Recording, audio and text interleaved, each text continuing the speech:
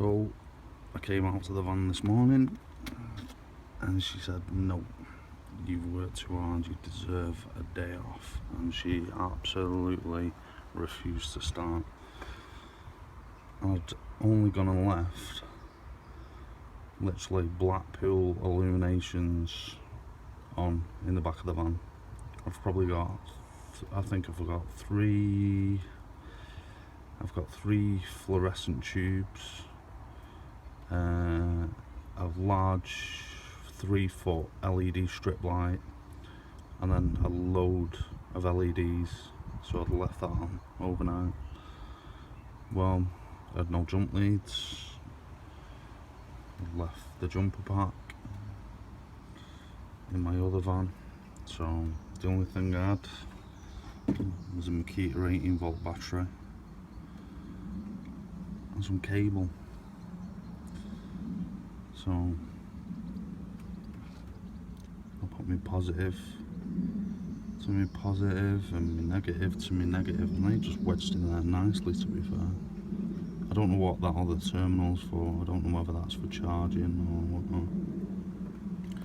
But yeah, and then just done the same here. Now, these cables I know for a fact are going to be far too weak to start the van off. So what I'm going to do, I'm going to leave it running for 10 minutes and come back, see how I get on. So I left this on for 10 minutes, went inside, made myself a cheeky coffee, put my battery up there, because I know for a fact when I start it, the vibration of the engine is going to drop on the floor straight on. Let's see.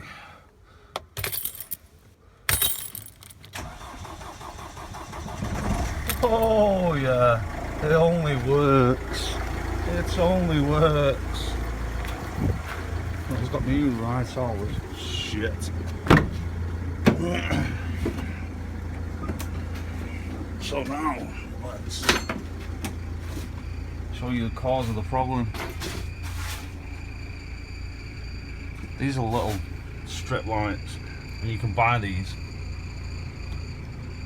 and you can't really see, but see that goldy bit there? Every 3 strip lights, you can cut them at every 3, and they come in a roll. I think it's a 5-meter roll, so you cut them into 5 1-meter pieces, and you can solder them each end, and they throw out some right light.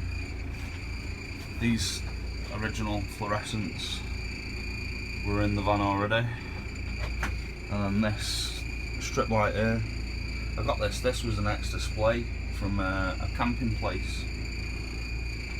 It was meant to be like 50 odd quid with the converter, you know, to make it into 240 when you hook up on the campsite. Ex-display from Camperlands in Northern. Said I only want it for the back of my van. He goes, have it for a tenner, so you can't moan at that. But these lights are fantastic. The only problem with these, they're self-adhesive. You really struggle sticking them on there, so that's why there's a load of spray glue, you can see it. But that's the cause of the problem. So, off. And I won't be forgetting that in a hurry anytime soon. I'm Tom from Acumen, and thanks for watching.